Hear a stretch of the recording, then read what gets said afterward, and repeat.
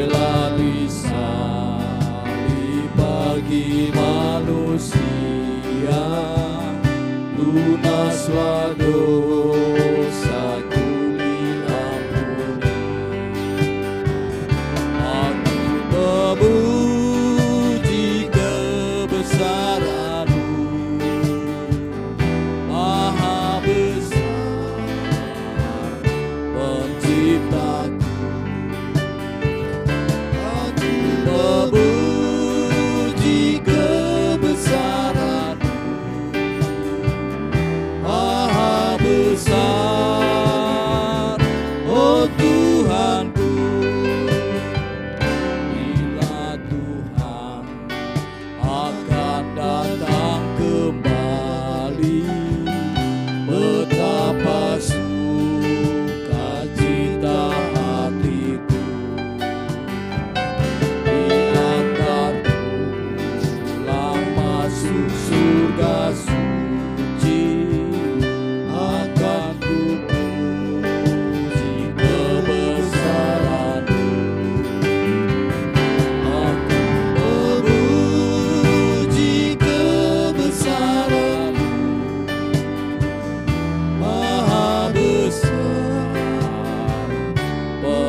penciptaku.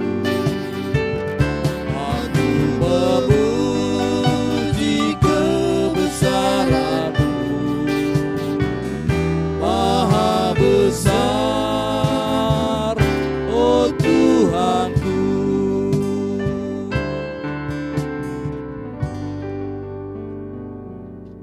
Kita akan membacakan firman Tuhan yang diambil dari Kolose 3 ayat 16 dan 17. Demikian firman Tuhan.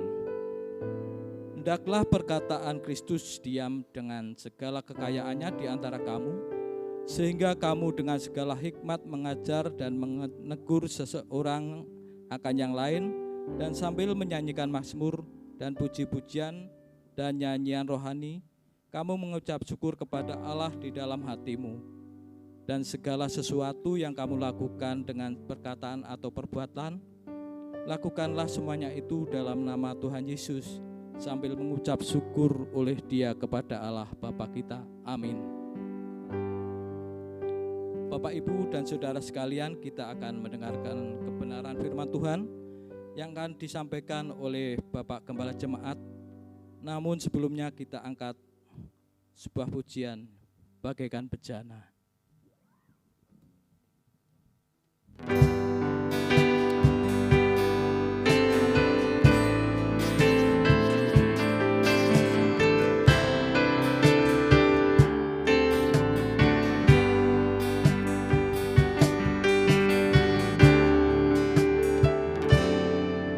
Bagaikan bejana siap dibentuk, demikian hidupku di tangan-Mu. Dengan urapan kuasa Roh-Mu, ku dibaharui selalu. Jadikanku Allah dalam rumah-Mu, inilah hidupku di tangan-Mu. Bentuklah seluruh kehendak-Mu, pakailah sesuai rencana-Mu.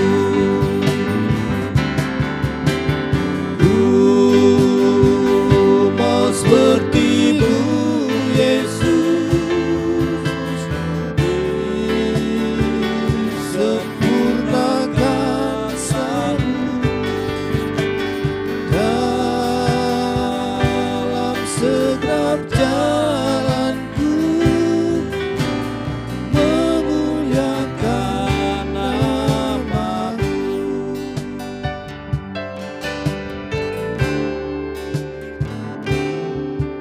Jadikanku Allah dalam rumah-Mu, inilah hidupku di tangan-Mu. Bentuklah seluruh kehendak-Mu, pakailah sesuai rencana-Mu.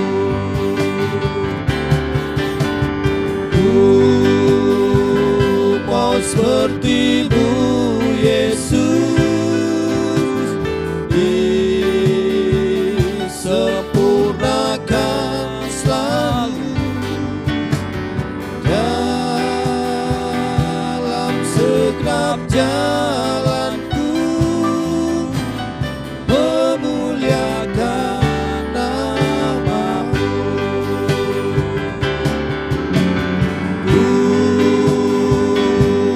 Seperti-Mu Yesus, disempurnakan selalu dalam segenap jalanku, memuliakan nama-Mu. Kepada Gembala Jemaat kami persilahkan untuk menyampaikan firman Tuhan.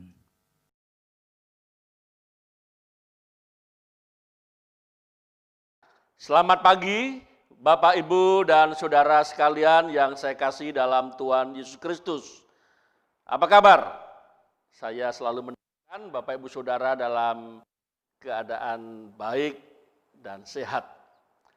Mari bersama kita persiapkan hati kita, dan sementara Bapak, Ibu, Saudara di rumah juga mempersiapkan Alkitab. Mari kita belajar firman Tuhan.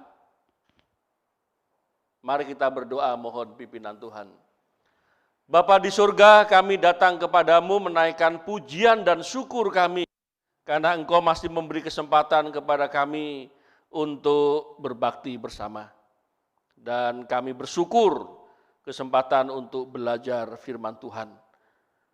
Hamba-Mu mohon pertolongan-Mu sehingga dapat menjelaskan firman Tuhan dengan baik dan benar, dan setiap jemaat-Mu yang mendengarkannya dapat memahami firman-Mu, dan pada akhirnya kami menjadi pelaku firman Tuhan.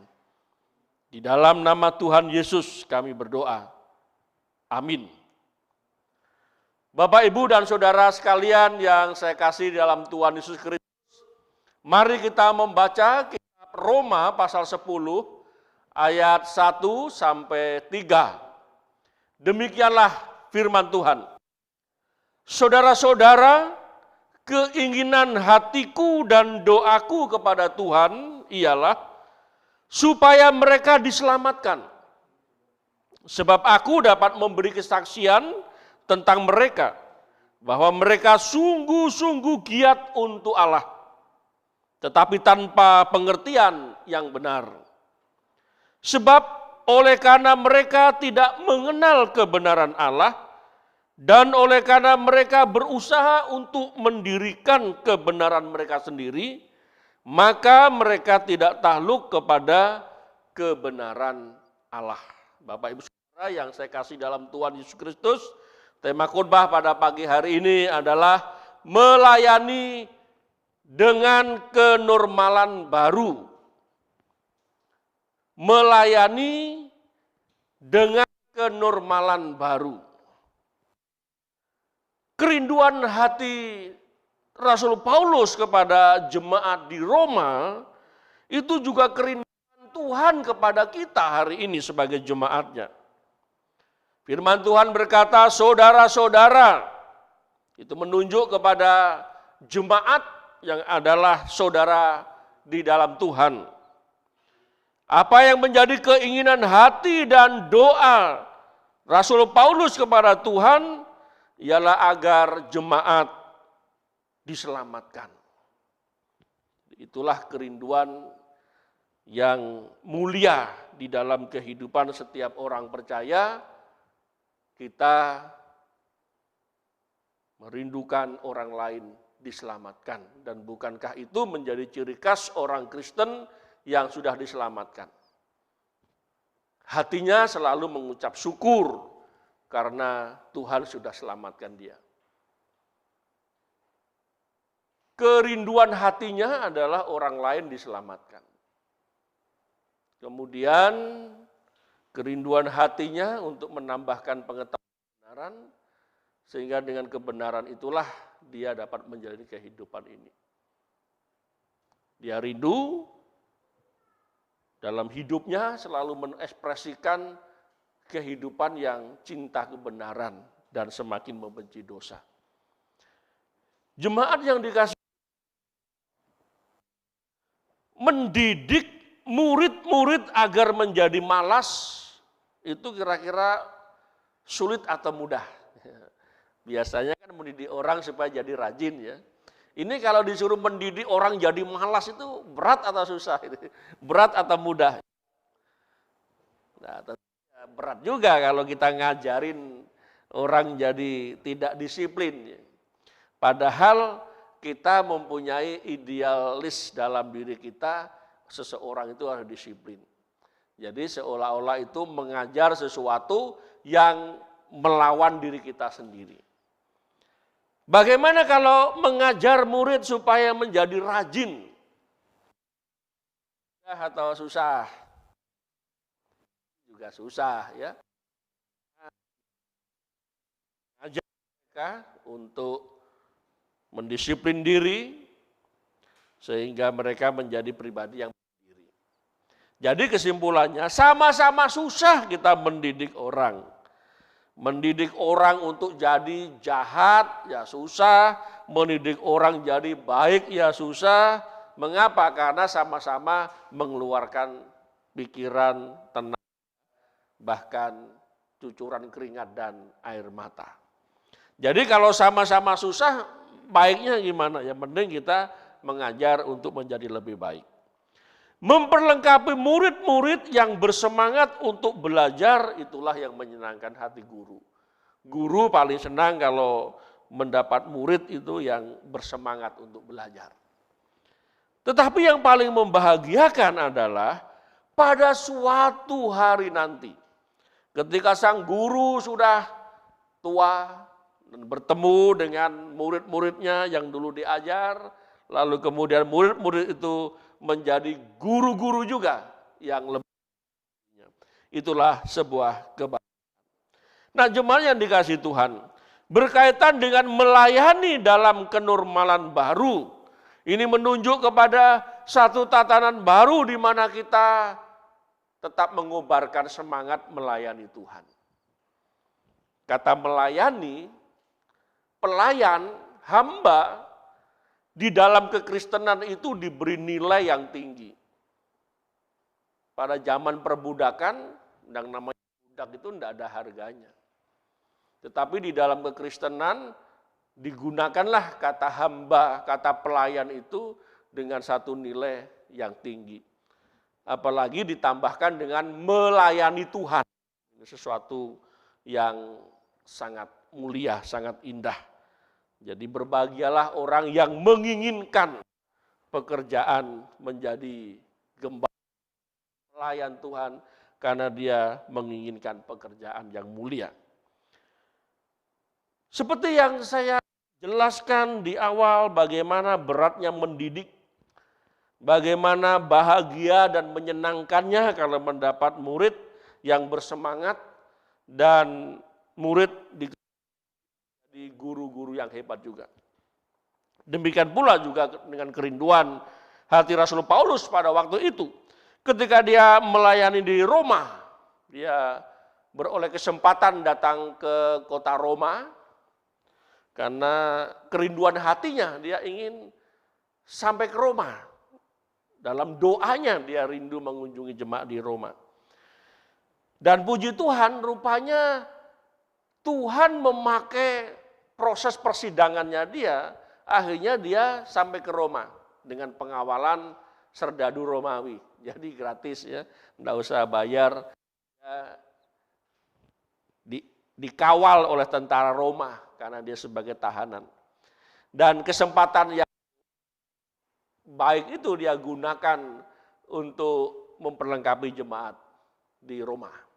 Jemaat Roma ini adalah jemaat yang pada saat mereka datang pada hari Pentakosta dan mereka pulang mendirikan jemaat, dan rupanya Paulus melihat kabar, mendengar kabar bahwa jemaat di Roma bertumbuh.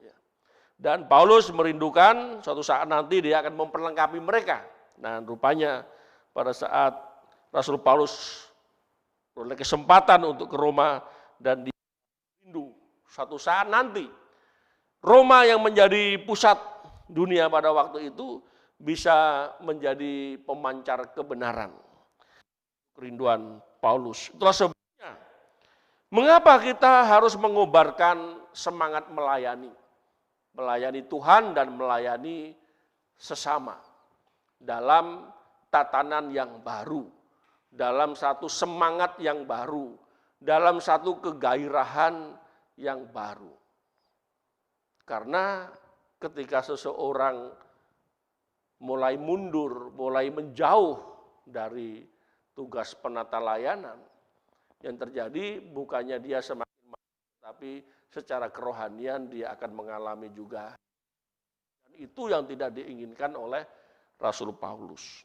Tetapi di sisi lain ada sekelompok orang yang dengan bersemangat melayani segiat-giatnya, tapi dengan pengertian yang salah.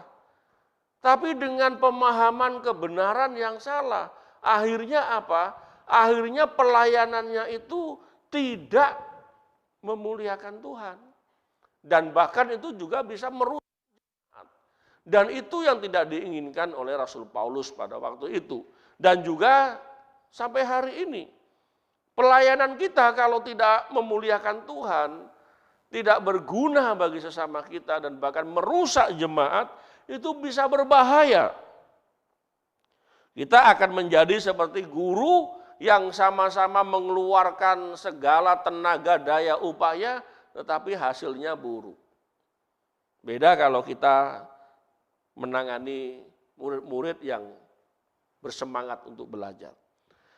Jemaat yang dikasihi Tuhan, di dalam melayani dengan kenormalan yang baru ini, apa saja yang diperlukan?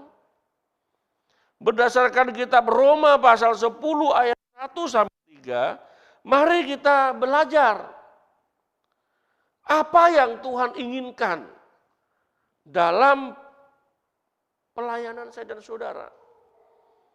Tentu pelayanan yang disertai dengan pengertian yang benar, bukan asal melayani, bukan asal semangat, ya, tapi tidak tahu apa-apa tentang kebenaran. Yang pertama, keutuhan melayani.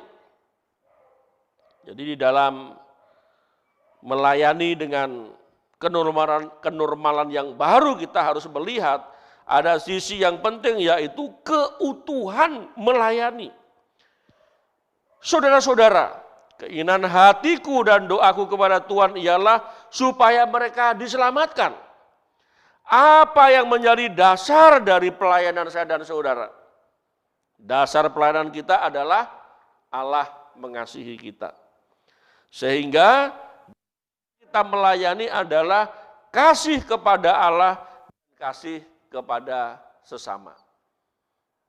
Jadi kalau penata layanan kita tidak didasari karena kasih kepada Allah dan kepada sesama, itu artinya kita melayani dengan mengasihi diri sendiri. Pelayanan di dalam jemaat itu menjadi panggungnya dia.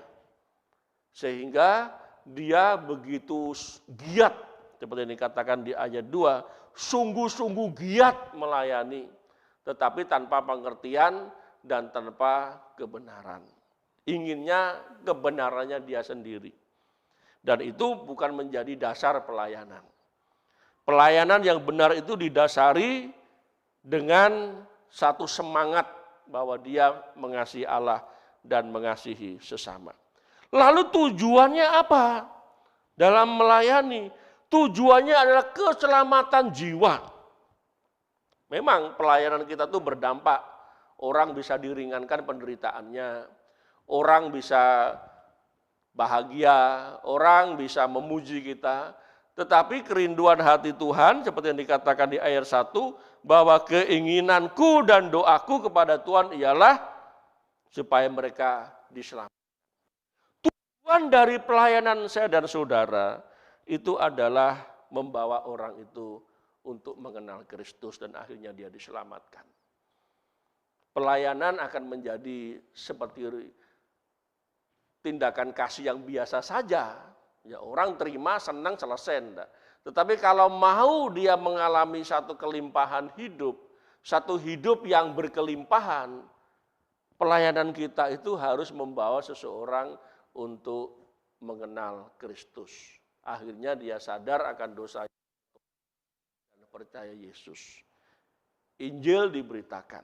Kitab Roma ini menjelaskan Injil secara jelas bahwa ada resiko dari orang fasik, yaitu orang yang bertindak dengan lalim. Dia akan berhadapan murka Allah. Tetapi Injil yang kekuatan Allah itulah yang menyelamatkan dia kalau dia mau bertobat dan percaya. Lalu bagaimana cara kerjanya? Cara kerjanya adalah beri yang terbaik. Cara kerjanya adalah beri yang terbaik dari pelayanan saya dan saudara. Beberapa bulan yang lalu Kapten pilot yang bernama Joyce Lin, saudara bisa lihat beritanya itu. Seorang yang sangat pandai, sangat ahli di bidang komputer dan penerbangan. Pada suatu ketika dia bergabung dengan MAF, ya, ini satu pelayanan untuk misi di pedalaman Papua. Tetapi pada pagi itu dia menerbangkan pesawat dengan membawa logistik yang diperlukan di daerah pedalaman dan rupanya ada kecelakaan dan jatuh di Danau Sentani. Seorang yang masih muda, bahkan di berita itu dikatakan Papua kehilangan pilot cantik yang melayani pedalaman Papua. Luar biasa. Dunia ini menjadi indah kalau dipenuhi dengan orang-orang yang bersemangat dalam pelayanan. Dunia di tempat yang paling berbahagia ketika banyak orang yang memberikan hidupnya untuk melayani Tuhan dan sesama. Jemaat yang dikasihi Tuhan. Yang kedua, evaluasi. Bagaimana seseorang itu bisa melayani Tuhan dengan baik? Dia tidak pernah mengevaluasi pelayanannya. Evaluasi pelayanan itu berkaitan dengan motivasi. Motivasi biarlah itu menjadi motivasi yang tulus dan murni. Memikirkan, selalu ada ide, selalu dia mendoakan. Bagaimana kita bisa punya ide kalau kita tidak pernah mendoakan pelayanan kita. Bagaimana kita mau bekerja untuk Tuhan kalau kita tidak pernah mendoakan dan bahkan kita tidak mau memikirkan. Jadi di dalam evaluasi pelayanan diperlukan satu motivasi. Motivasinya itu tulus dan murni. Di kitab Roma bagian yang terakhir kita akan diberitahu bahwa ada orang-orang yang melayani Tuhan dengan tulus dan murni, tetapi ada juga yang melayani perut mereka. Itu yang disinggung oleh Rasul Paulus. Itulah sebabnya pelayanan saya dan saudara itu adalah pelayanan yang tulus murni. Kita harus memikirkan, selalu ada ide, sehingga kita tidak pernah menjadi jenuh dalam pelayanan ini. Kadang-kadang orang menjadi jenuh dalam pelayanannya karena berhenti berdoa. Karena berhenti untuk memikirkan apa lagi ya yang bisa saya buat untuk pelayanan. Ada seorang gembala yang sedang mempersiapkan khotbahnya, sepanjang hari itu dia tidak mendapat ide dari khotbahnya. Tetapi suatu hari dia datang berkunjung ke tetangganya. Dan tetangganya itu rupanya sedang sakit. Dari cerita tetangganya, lalu dia pulang dan dia mendapat satu kesan. Bahwa rupanya pergumulan seseorang itu tidak harus kita cari yang jauh-jauh. Di sekitar kita banyak orang yang sedang bergumul. Dari pergumulan tetangganya itu lalu itu menjadi satu perenungan dia, menjadi doa dia, dan itu juga bisa menjadi ide untuk khotbah dia. Menjadi satu ilustrasi khotbahnya. Ada banyak hal yang membuat orang menjadi jenuh. Kenapa? Karena berhenti untuk berpikir. Berhenti untuk mengerjakan tugas-tugas yang itu berguna. Bapak Ibu yang kasih Tuhan. Kalau kita membaca tokoh-tokoh yang menemukan sesuatu di dalam dunia ini, para penemu yang pernah terjadi, itu biasanya mereka itu adalah orang-orang yang selalu berpikir, apa ini solusinya? Jadi ada penemu kaca mobil itu ya, jadi pada saat dia waktu itu belum ada kaca mobil, dia naik mobil tanpa ada kaca, jadi kerangka begitu ya. Lalu dia berpikir, ini bagaimana kalau kita naik mobil dengan kecepatan tinggi dan ada debu masuk ke matanya dan dia pasti akan celaka. Lalu ditemukanlah kaca mobil. Bagaimana di malam gelap ini ketika matahari tidak lagi kelihatan dan tidak ada terang, lalu ditemukanlah energi listrik, ditemukanlah lampu pijar, dan banyak hal. Bagaimana orang bisa menyalin tulisan, lalu ditemukanlah alat cetak. Jadi banyak hal di dunia ini, orang-orang yang di Tuhan beri akal budi, dan dia menggunakan itu, dan maka terjadilah penemuan. kita nikmati hari ini. Jemaat yang dikasihi Tuhan, kalau kita mengevaluasi pelayanan kita, mari kita memikirkan.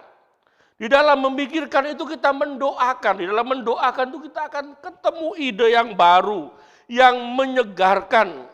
Sehingga kita dapat melayani dengan sukacita. Yang ketiga itu mengerjakan. Mengerjakan itu berkaitan dengan apa? Baik atau tidak waktunya. Ada seorang yang bernama Dr. Lee Darmawan. Seorang yang melayani di rumah sakit apungnya.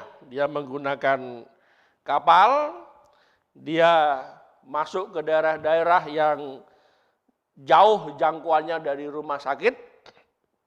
Lalu disitulah dia dengan timnya melayani.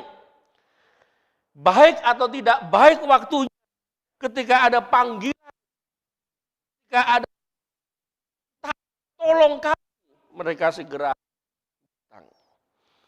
Dari pelayanannya, kalau sudah lihat berita nanti kalau di layar ada 331 pelayanan kesehatan untuk hamil dilakukan. Ada 385 operasi sesar. 600 dia. Kemudian 13.038 pasien yang dirawat dia. Rawat jalan maupun konsultasi kehamilan. Dan ada 3.549 mengadakan penyuluhan dan kampanye kesehatan.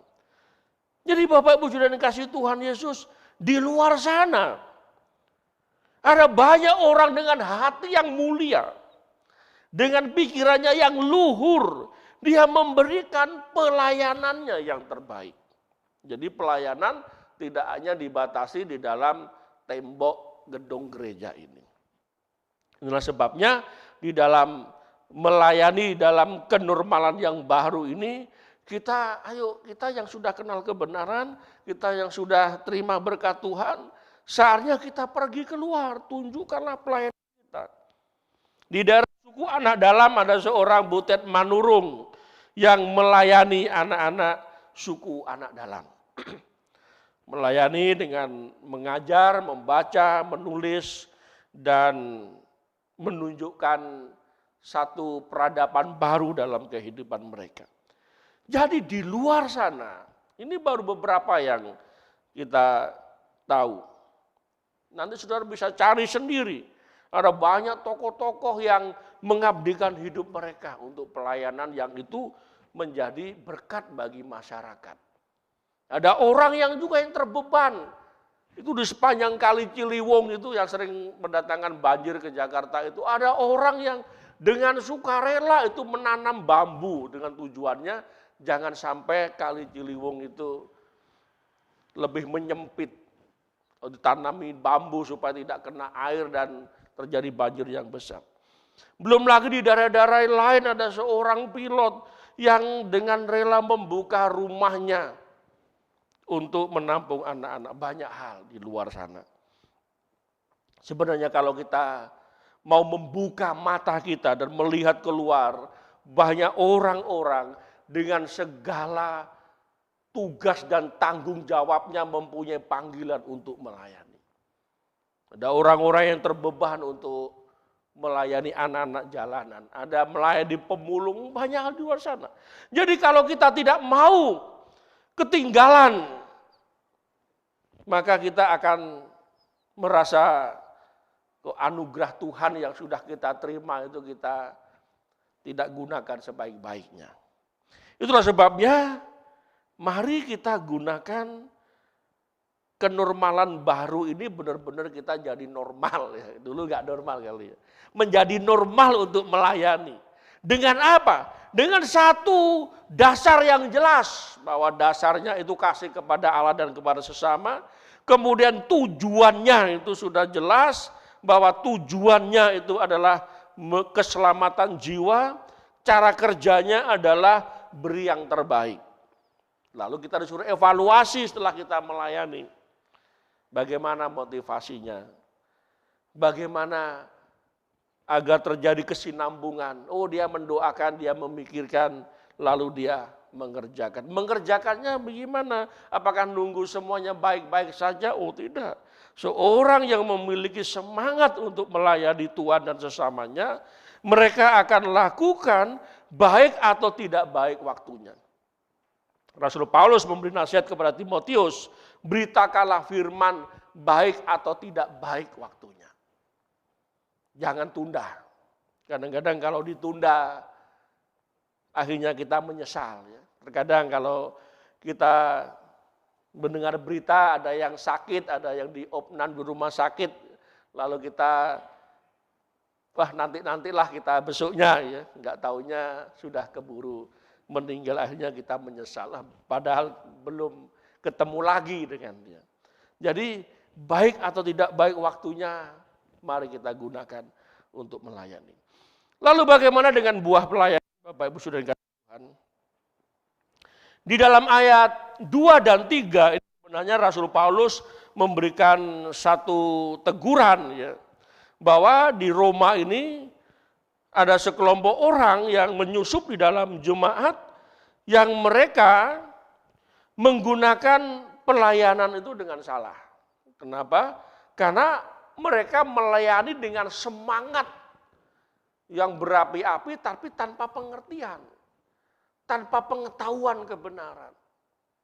Dan akhirnya apa ya, hanya semangat begitu saja.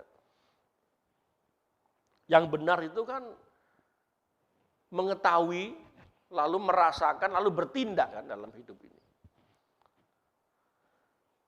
Bertindak saja tanpa pengetahuannya juga celaka. Ya.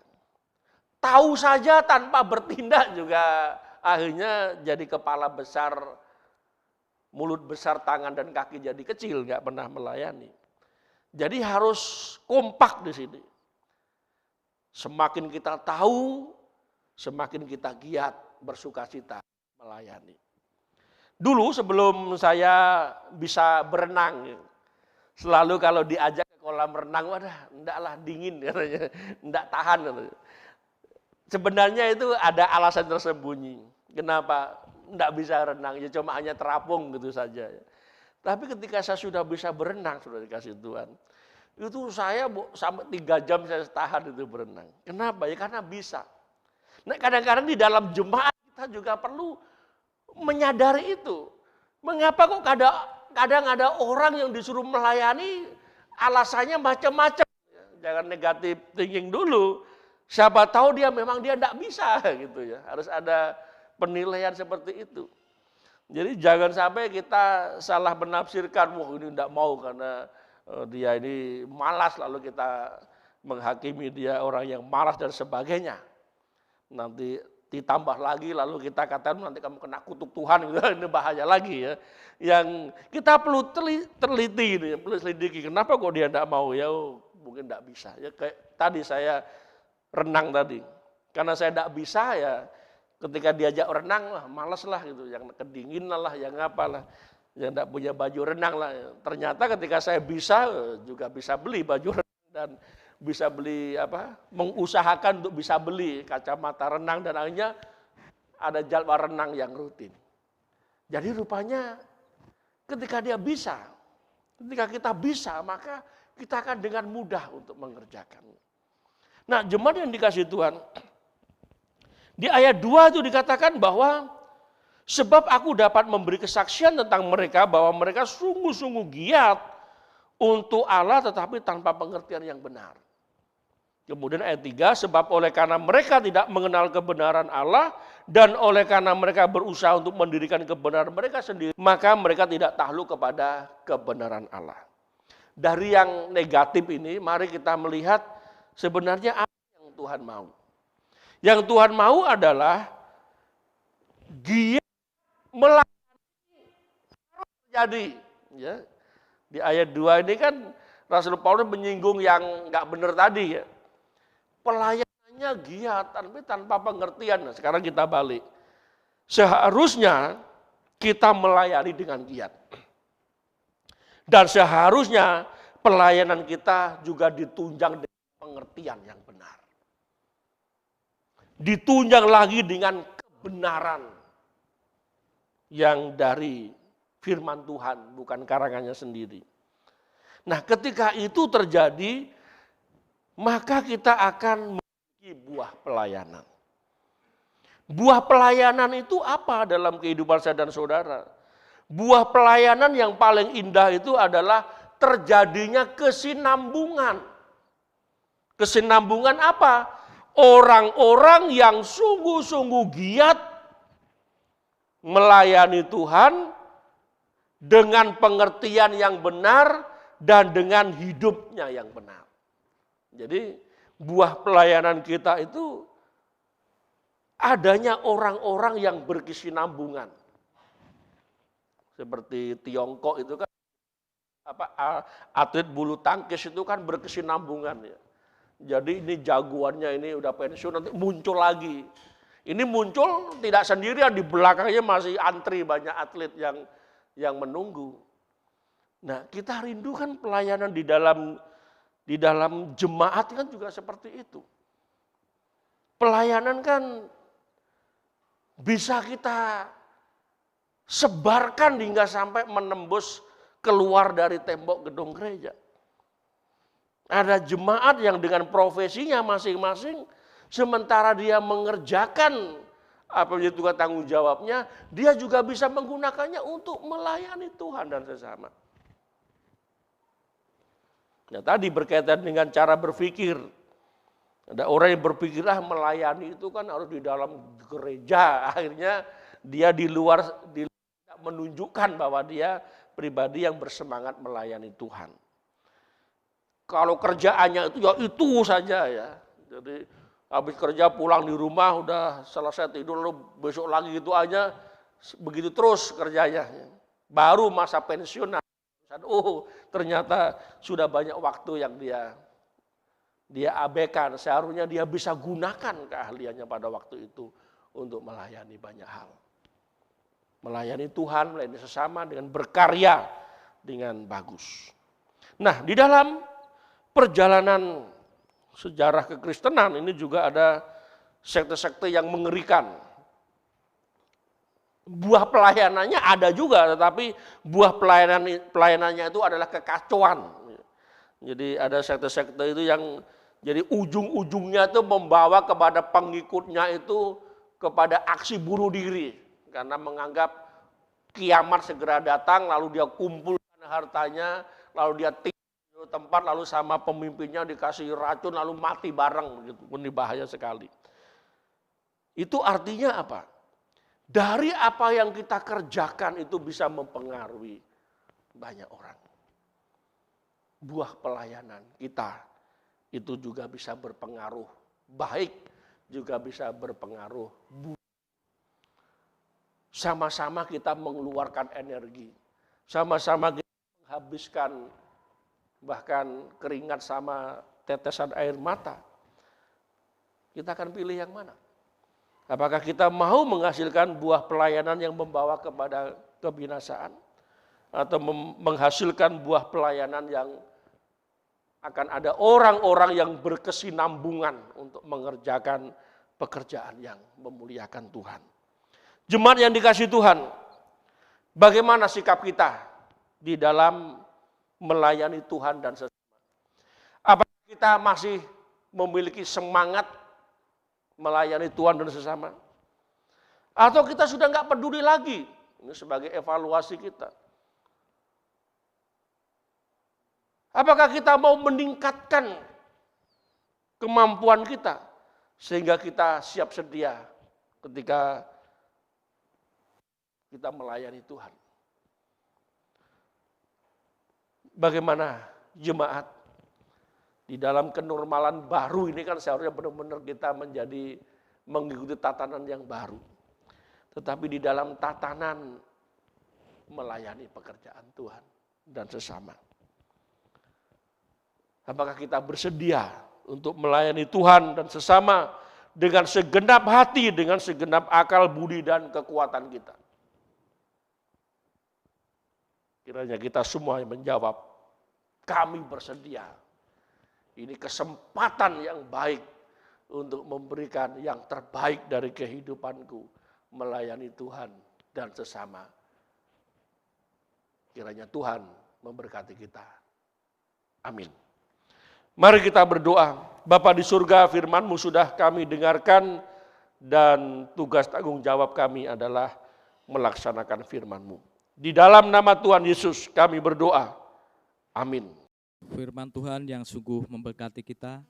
Kiranya firman Tuhan ini boleh menjadi pedoman dalam kehidupan kita. Kita akan merespon firman Tuhan dengan menaikkan pujian NP nomor 226, Hidupku Tuhan kini milik-Mu.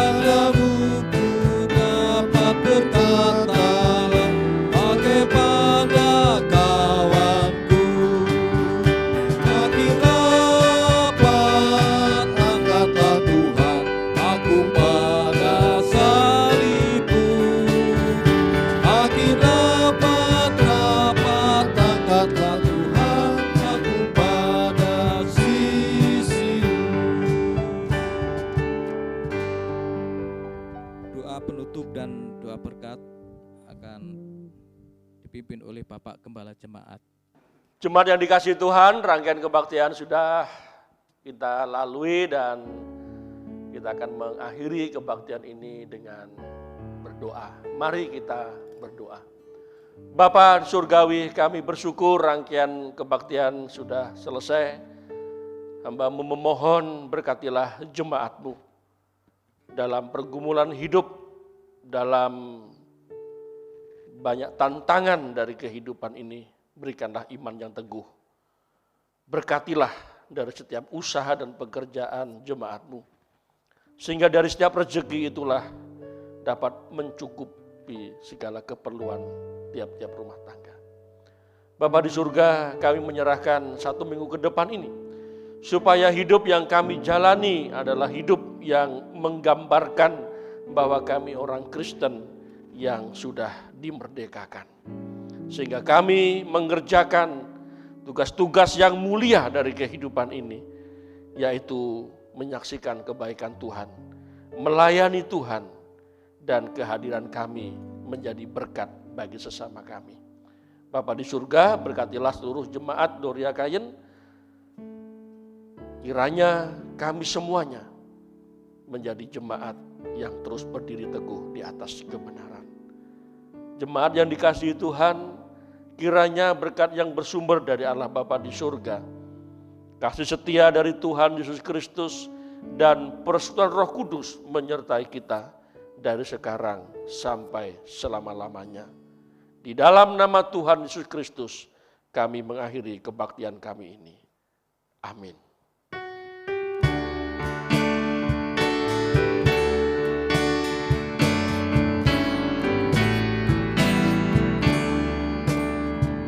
Nama Tuhan Yesus Kristus, kasih Bapa di surga,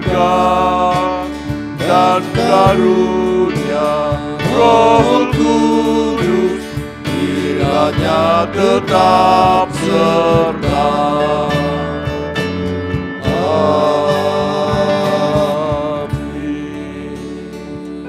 Selamat hari Minggu, Tuhan Yesus memberkati kita semuanya. Maranatha.